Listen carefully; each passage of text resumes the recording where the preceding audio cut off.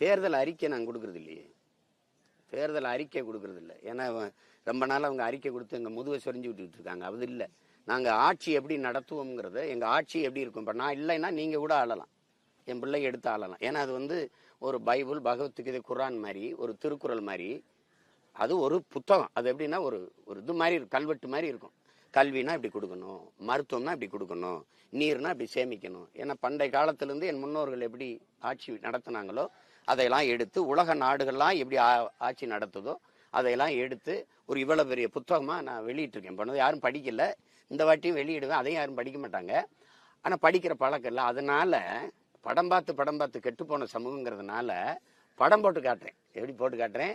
நம்ம ஆட்சியில் எப்படி பள்ளிக்கூடம் இருக்கு, நம்ம ஆட்சியில் எப்படி மருத்துவமனை இருக்கு, நம்ம ஆட்சியில் நம்ம எப்படி வேளாண்மையை வளர்க்கிறோம், தற்சார்பு, பசுமை, தாய்மை, பொருளாதாரம்னு சொல்றனே, அதுனா என்ன?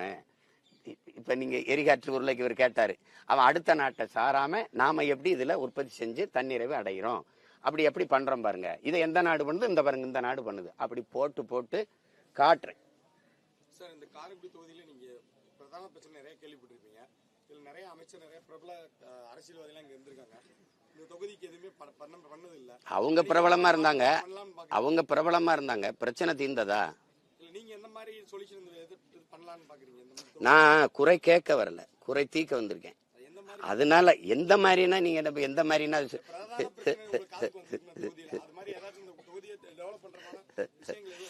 நீங்க இப்படி நிறைய எதிர்கொள்ள வேண்டியது இந்த ட்ரிப் பணங்கள் நிறைய கொடுப்பாங்க. அதை நீங்க எப்படி சார் இந்த தொகுதியில எதிர்கொள்ள போறீங்க? நான் திரும்ப சொல்றேன், அவங்க நாணயத்தை வச்சு அரசியல் பண்றாங்க, நாங்க நயத்தை வச்சு அரசியல் பண்றோம். அவங்க காசை வச்சு அரசியல் பண்றாங்க, நாங்க ஆக சிறந்த கருத்தை முன் வச்சு அரசியல் பண்றோம். அவங்க பணத்தை முன்னிறுத்துறாங்க, நாங்க பிறந்த பெருமை மிக்க இனத்தை முன்னிறுத்துறோம். இதான் எங்க கோட்பாடு.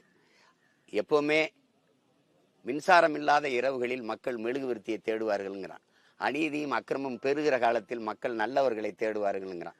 உங்களுக்கே தெரியுது, இவர் கேட்கிறாரு நிறைய பிரச்சனை இருக்குன்னு. அப்ப அதை தீக்கிற ஒருத்தனை தேடணும். பிரச்சனையை தந்தவனுக்கே திருப்பி ஓட்டு போடக்கூடாது, பிரச்சனை தீக்கிறவன் சொல்றவனுக்கு போடணும். புரியுதா?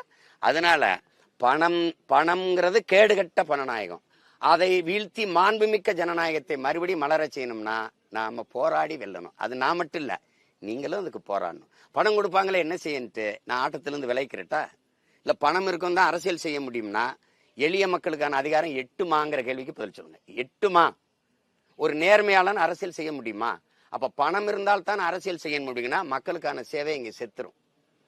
மக்களுக்கு தன்னலமற்று சேவை செய்ய வேண்டும்ங்கிற மனம் இருக்கணும், வெல்ல முடியும், அரசியல் செய்ய முடியும்னா தான் அங்க சேவை இருக்கும். அப்ப எது வெல்லணுங்கிறத நீங்க முடிவெடுக்கணும். அப்ப அங்க போய் பணம் கொடுப்பாங்களே என்ன செய்யணும், அதையும் தாண்டி வெல்வதற்கு பேர் தான் புரட்சி. உங்களுக்கு புரியுதா? பணம் என்ன கொடுத்தாலும் என் மக்கள் எங்களுக்கு வாக்கு செலுத்துவாங்க. செலுத்தியிருக்காங்க.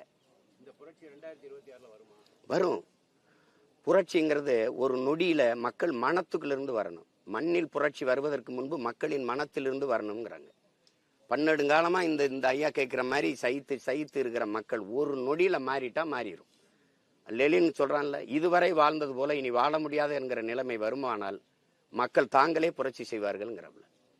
இப்ப வாழ முடியல, இல்ல சகிக்க முடியாத மின்கட்டணம், சொத்து வரி, இந்த எரிகாற்று இல்ல, எரிபொருள் இல்ல, நல்ல தண்ணி கிடைக்கல, விளைய வச்ச பொருளுக்கு உரிய விலை கிடைக்கல, விளைய வச்ச பொருளை கொள்முதல் செஞ்சு சேமிக்க கிடங்கு இல்ல, ஏகப்பட்ட பிரச்சனை. அப்ப இந்த இடத்துல இதெல்லாம் மாறணும்னு நினைக்கிற சிந்தனையில ஒரே நொடியில எல்லாம் மாறிடும். இன்னும் 2 மாசத்துல மாறலாம். நீங்க ஏன் இது ஒரு ஒரு ஒரு ஒரு இலக்கை தீர்மானிச்சு கூட்டணி கிட்ட கொண்டு வந்துடணும் அப்படின்னு நினைக்கிறாங்க. கூட்டணி போட்டு வச்சிருக்கோம்னு மாத்தி நீங்க ஒரே இதுதான் நிக்கிறீங்க. ஆனாலும் நம்மளுடைய அந்த பணத்தை காமிக்கிறதுக்கு யாராவது ஒருத்தர் சப்போர்ட் வேணும் அப்படின்ற இடத்துலதான் நிறைய பேர் இல்ல. எனக்கு பலத்தை காமிக்கதான் என் மக்கள் இருக்காங்கல்ல. அடிக்கடி உங்களை மதிக்க மாட்டேங்கிறாங்க, ஓட்டு போட மாட்டேங்கிறாங்க. போடலைன்னு நீங்க எப்படி சொல்றீங்க? ஏங்க, ஆமா, நம்ம 35 லட்சம் வந்திருக்கு. தனிச்சு நின்று அங்கீகாரம் பெற்றவர்கள் நீங்க நான் ஒண்ணு கேள்வி கேட்கிறேன்.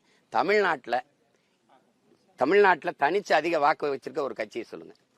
நீங்க சொல்லுங்க. திமுகவுக்கு ஐயா ஸ்டாலின் இது என் கட்சி வாக்குன்னு சொல்லிட முடியுமா? இல்ல எடப்பாடி ஐயா, இல்ல யாராவது ஒரு கட்சி நாங்க சொல்ல முடியும் எங்க கட்சி வாக்குது.